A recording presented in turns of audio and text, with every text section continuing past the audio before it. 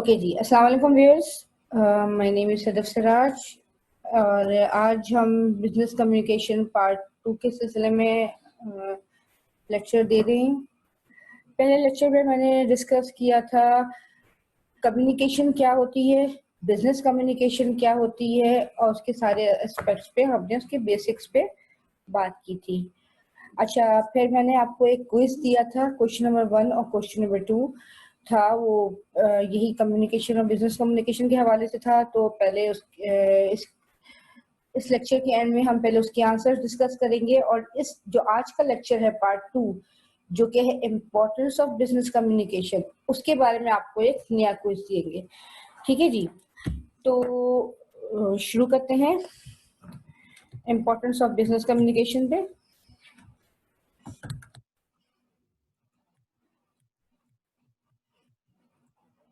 ठीक है जी, इम्पोर्टेंस ऑफ बिजनेस कम्युनिकेशन।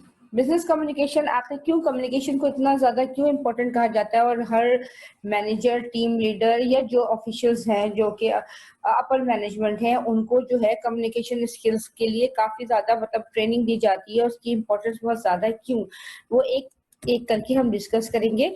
तो यहाँ पे जो हमारे पास पहला जो सबसे इम्पोर्टेंट है पॉइंट ऑफ डिस्कशन वो है एक्सचेंजिंग इंफॉर्मेशन, यानी इंफॉर्मेशन ऑर्गेनाइजेशन में किस तरह एक जगह से दूसरी जगह शेयर हुए। तो ऑर्गेनाइजेशन में जो इंफॉर्मेशन होती है वो दो तरीके से हम शेयर करते हैं।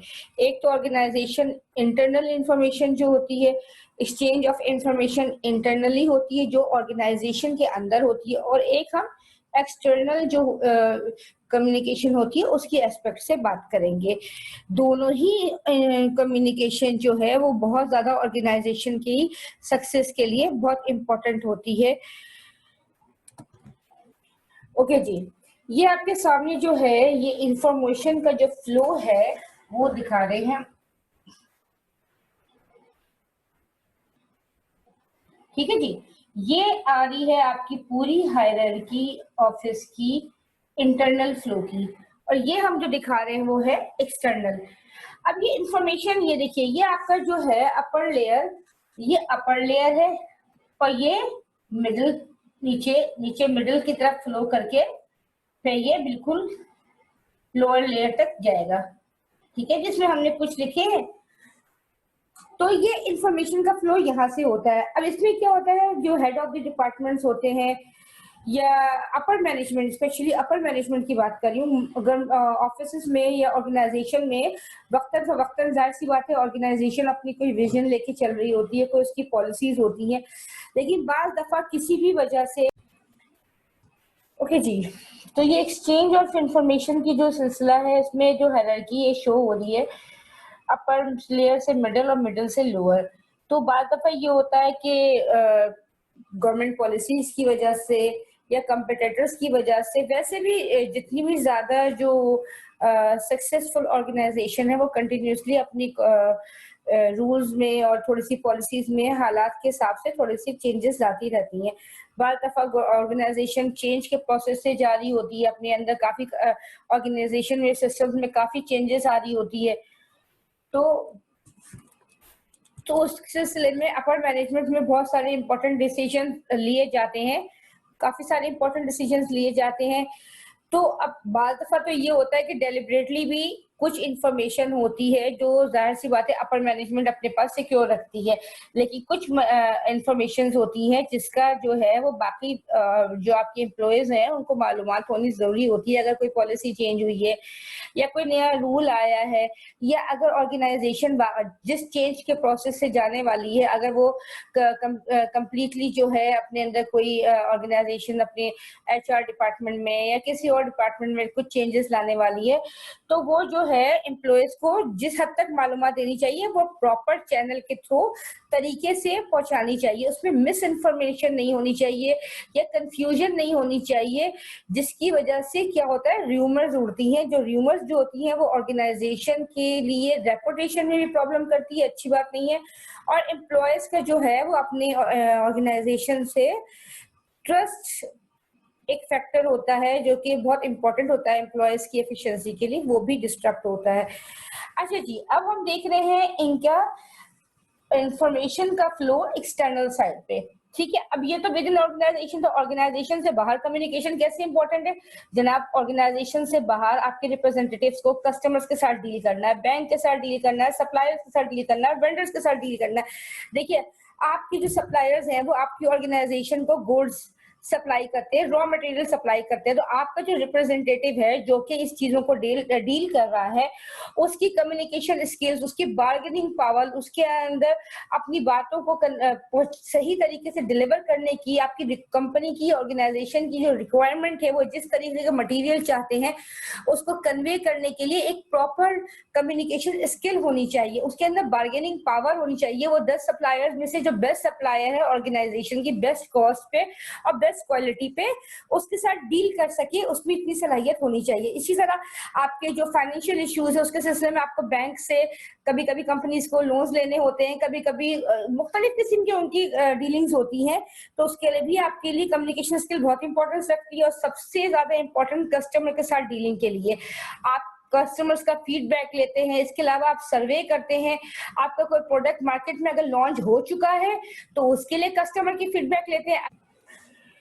तो ऑर्गेनाइजेशन जो या कोई कंपनी कोई भी नया प्रोडक्ट अगर मार्केट में लॉन्च करने वाली होती है तो कस्टमर्स जो है वो सबसे इम्पोर्टेंट फैक्टर है। या तो अगर कोई प्रोडक्ट ऑलरेडी लॉन्च हो चुकी है तो कस्टमर का फीडबैक कंपनी के लिए बहुत इंपॉर्टेंट रखता है, क्योंकि हो सकता है वो प्रोडक्ट जो है उसमें हो सकता है कोई कमी रह गई हो, तो बंदा कंपनी जो है उसको ऑर्गेनाइजेशन उस चीज में इम्प्रूवमेंट लाती है। इसके अलावा अगर कोई प्रोडक्ट मार्केट में लॉन्च होने की तैयारी पे है, यानी ऑर्गेनाइजेशन प्लान कर रही है कि कोई खास किस्म की ड्रिंक या कोई खास किस्म की चीज मार्केट में लॉन्च करनी है, तो उसके लिए भी सर्वे किया जाता है और उसमें भी जो कस्टमर्स होते हैं, जो पब्लिक होती है, उसको जाके क्वेश्चंस किए जाते हैं उनकी नीड्स के हिसाब से कि आया जो प्रोडक्ट हम मार्केट में लॉन्च करने वाले हैं तो उसकी मार्केट में नीड है भी कि नहीं है।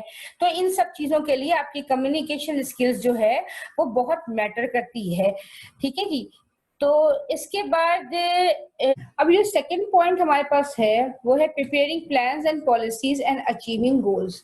देखिए जी, ऑर्गेनाइजेशन जो भी होती है उसका एक खास मिशन होता है, उसका एक विजन होता है। वो 5 इयर्स प्लानिंग करती है या 10 इयर्स की उसकी प्लानिंग चल रही होती है और उसके हिसाब से वो अपनी पॉलिसीज बनाती है, स्ट्रेटजीज बनाती है मार्केट की कंडीशन के हिसाब से, या कोई भी अगर रूल रेगुलेशन जो भी है उसको अपनी प्लानिंग करनी होती है, वो मुसलसल वो इस प्रोसेस में रहती है। ठीक है जी। तो अगर ऑर्गेनाइजेशन को कोई भी नया स्टेप उठाना है, कोई भी चेंजेस लानी है या करंट सिचुएशन के हिसाब से वो कोई नई पॉलिसी करना चाह रही है, तो क्या वो एक बंदे का काम है? क्या वो कंपनी का हेड जो भी है या कोई एक बंदा बैठ के इस पर डिसीजन ले सकता है या कोई पॉलिसी बना सकता है? और वो भी नजर में रखते हुए कि जो हमारा गोल है उसके हिसाब से जो कंपनी का टारगेट है। तो यकीनी तौर पे जो कई सारे डिपार्टमेंट्स होते हैं उनकी बोर्ड मीटिंग बैठती है, उसमें एचआर होता है, उसमें अकाउंट्स होते हैं, ऑपरेशंस वाले होते हैं, आईटी डिपार्टमेंट होता है।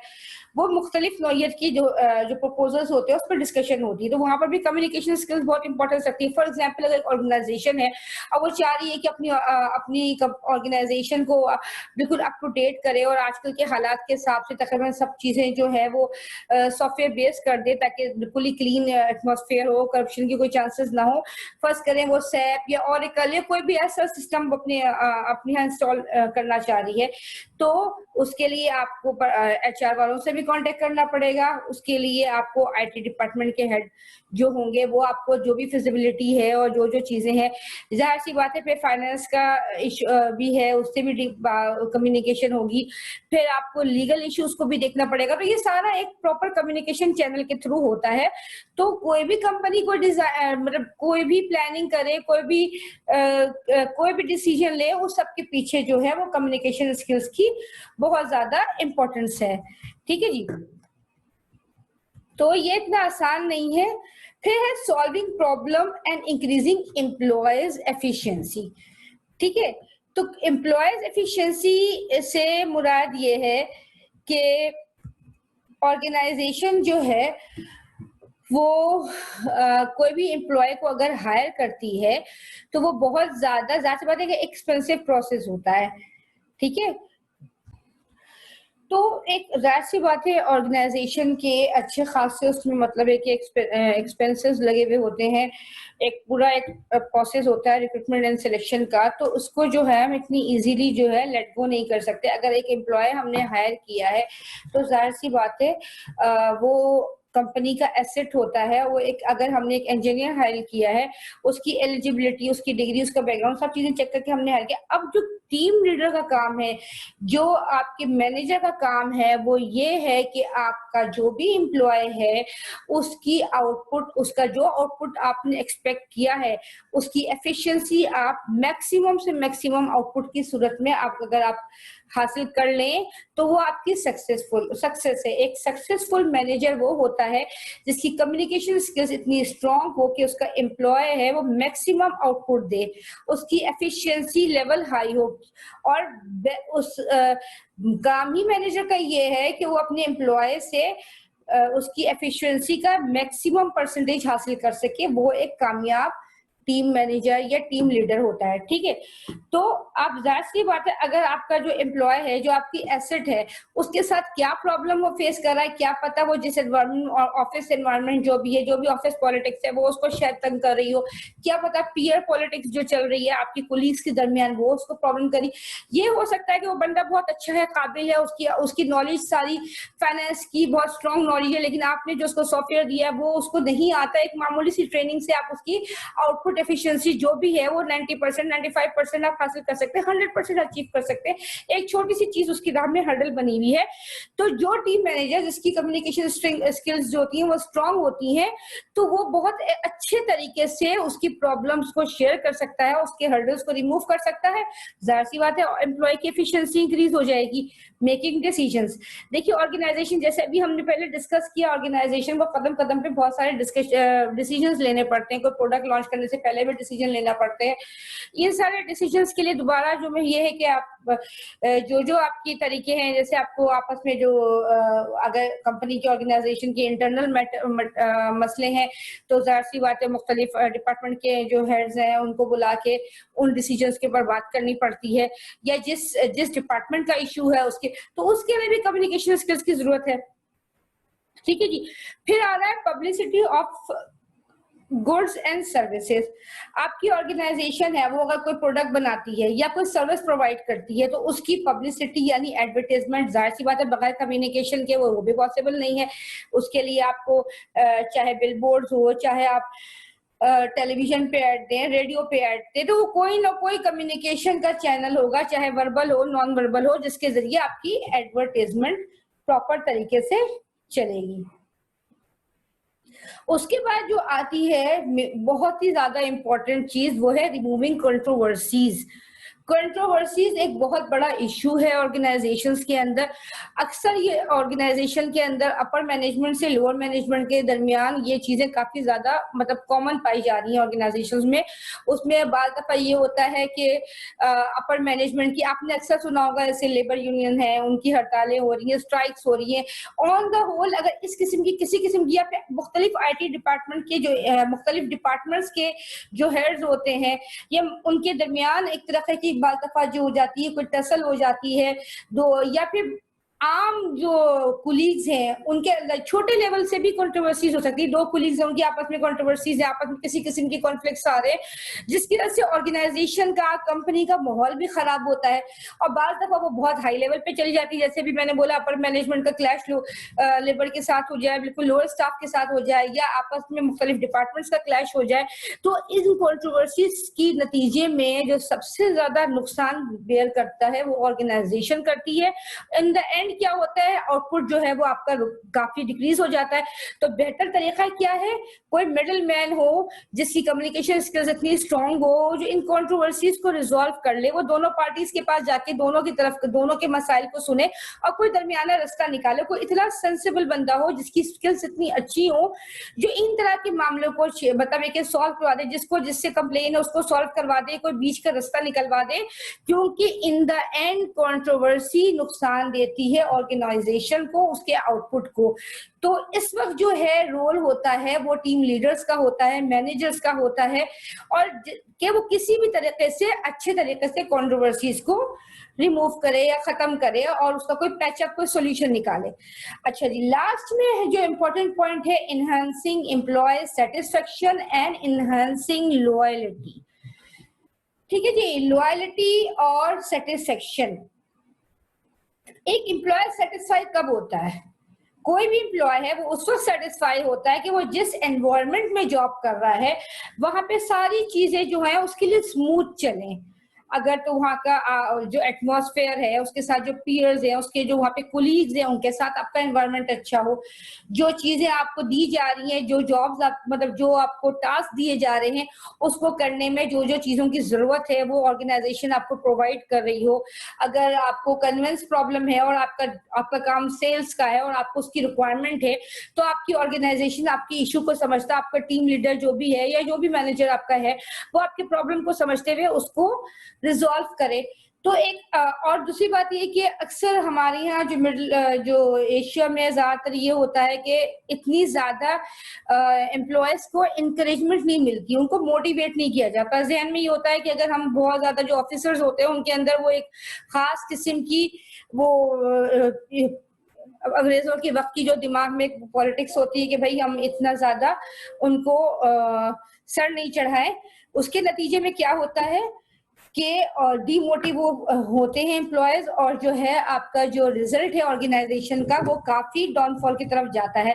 और यही बात अगर सही वक्त पे टीम लीडर आपके अपने एम्प्लॉयज को मोटिवेट करे, उसको कोई भी चीज में अगर रुकावट आ रही है उसका सोल्यूशन निकाले, तो बार दफा ये मसले बहुत आसानी से हल हो जाते हैं। अगर फर्स्ट करें, अगर कोई एम्प्लॉय है, जैसे मैंने पहले डिस्कस किया कि अगर उसको किसी किस्म की टेक्नोलॉजीज में प्रॉब्लम आ रही है, उसको कोई चीज समझने में प्रॉब्लम आ रही है, उसको ट्रेनिंग की जरूरत है, उसको ट्रेनिंग प्रोवाइड कर दी जाए। तो और भी बहुत सारे हर्डल्स होते हैं बार दफा। तो अगर एक अच्छा जो टीम लीडर होता है वो इस प्रॉब्लम्स को सॉल्व करके, और बार दफा ये भी होता है, चले हो सकता है कोई एम्प्लॉय ऐसा हो जिसकी उसकी तबीयत सही ना हो, उसके साथ कोई इशू, तो 1 या 2 दिन का अगर उसको रेस्ट दे दे उसके बाद उसकी एफिशिएंसी काफी इंप्रूव हो जाती है। तो आपकी मैनेजर की अपने एम्प्लॉयज के साथ बॉन्डिंग इतनी स्ट्रांग होनी चाहिए कि वो तमाम इश्यूज को अच्छे से रिजॉल्व कर सके, और उससे क्या होगा, एम्प्लॉय ऑब्वियसली सेटिस्फाई होगा, और एक सेटिस्फाई एम्प्लॉय जो है वो 100% ऑर्गेनाइजेशन के लिए लॉयल होता है। एक एम्प्लॉय अपनी ऑर्गेनाइजेशन छोड़ के दूसरी ऑर्गेनाइजेशन में कब जाता है? उसी वक्त जाता है कि या तो उसको वहां पे सैलरी काफी ज्यादा उसका मतलब उसको फायदा हो रहा हो, मतलब इंप्रूवमेंट हो रही हो काफी इंक्रीमेंट के साथ, या फिर ये होता है कि अगर यहाँ के माहौल जो है वो बहुत ज्यादा प्रॉब्लम कर रहा है, ऑफिस पॉलिटिक्स है या कोई भी रूल्स रेगुलेशन जो बहुत ट्रबल कर रहे हैं, तो वो अगर और कोई उनकी बात सुनने वाला नहीं है, उनकी बातें पहुंचती नहीं आगे, तो ये सारी चीजें ना बहुत ज्यादा एक कॉम्प्लिकेशंस पैदा कर देती हैं। तो अगर टीम लीडर जो है वो अपने एम्प्लॉयज को सेटिस्फाई करता है, कम्युनिकेशन के जरिए उसके प्रॉब्लम्स को सुनता है, तो ये चीजें काफी हद तक सॉर्ट आउट हो जाती हैं।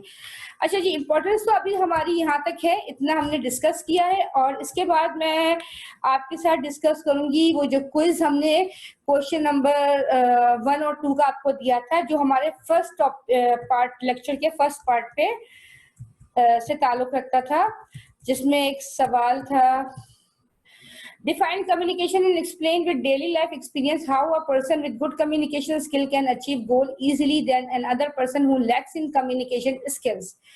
आपको डेली लाइफ रूटीन के हिसाब से बताना है कि आप कोई भी ऐसी प्रॉब्लम, कोई भी एक ऐसी इशू को डिस्कस करें या कोई इंसिडेंट डिस्कस करें जिसमें एक अच्छी कम्युनिकेशन स्किल से आप या कोई दूसरा शख्स किसी भी प्रॉब्लम में था या कोई भी ऐसी इशू से सेफली निकल जाता है, और वही सेम इशू, वही सेम सिनेरियो में रहते हुए एक पर्सन जिसका कम्युनिकेशन स्किल अच्छी नहीं है, उस केस को और ज्यादा वर्स की तरफ ले जाता है। सेकंड क्वेश्चन था व्हाट इज बिजनेस कम्युनिकेशन। वो एक सिंपल है, जिस तरह हमने पहले आपको इस स्लाइड में दिया हुआ, बिजनेस कम्युनिकेशन क्या होती है, जो लैंग्वेज हम वही बातचीत जो हम बिजनेस के सिलसिले में इस्तेमाल करते हैं वो बिजनेस कम्युनिकेशन है। अच्छा, अभी का जो टॉपिक था आज का मेरा, what is importance of business communication, उसके हवाले से ये सवाल है, how can an effective communication help in taking good decision for an organisation. ये सवाल मैं आपके लिए छोड़ के जा रही हूँ और नेक्स्ट लेक्चर में इनका मैं आंसर दूंगी।